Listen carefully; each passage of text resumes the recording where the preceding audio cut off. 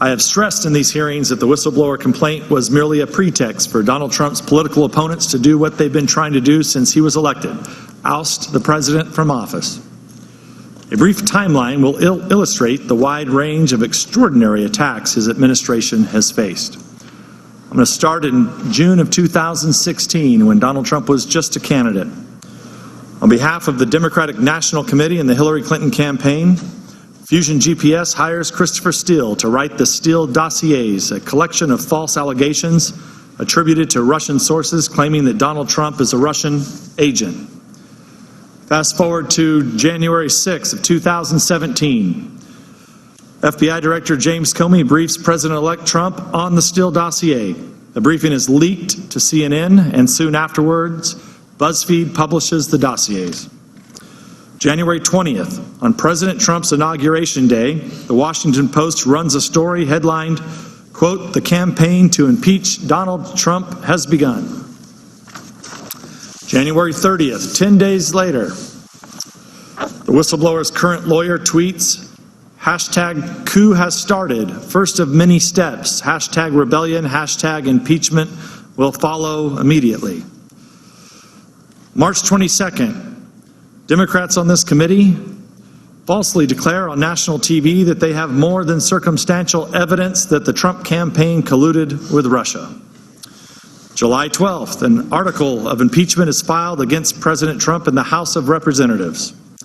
November 15th, Democrats file additional articles of impeachment against President Trump. As you see, this was just in President Trump's first year in office. He was subjected to a coordinated smear operation designed to falsely portray him as a Russian agent, as well as attempts to impeach him. This all occurred before his now infamous call with President Zelensky. In 2018, the attacks continued, often from executive branch officials charged with implementing his policies.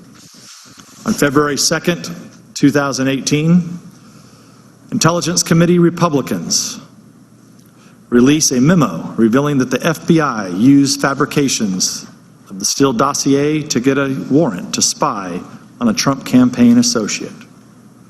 September 5th, the New York Times prints a column by an anonymous Trump administration official who explains that he and other senior officials are, quote, working diligently from within to frustrate parts of Trump's agenda, unquote.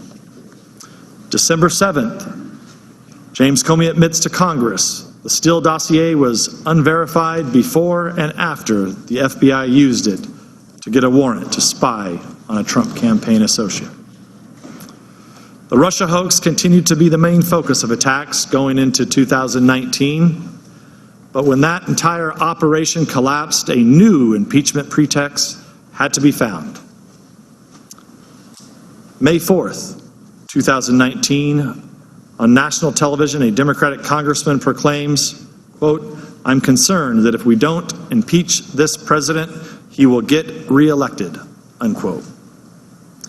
July 24th of this year, Special Counsel Robert Mueller testifies to Congress about his report, which debunked the conspiracy theory that the Trump campaign associates conspired with Russia to hack the 2016 elections.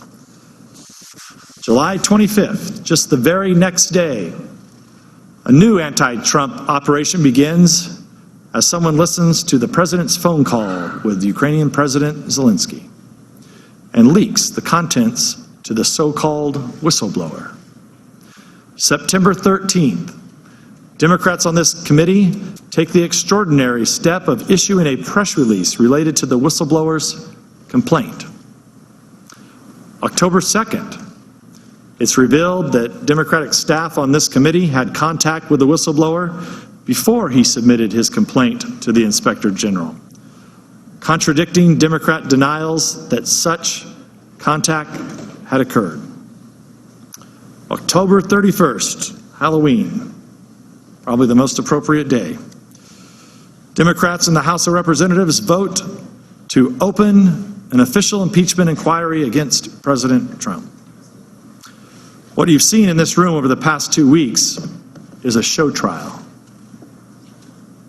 The planned result of 3 years of political operations and dirty tricks. Campaigns waged against this president. And like any good show trial, the verdict was decided before the trial ever began.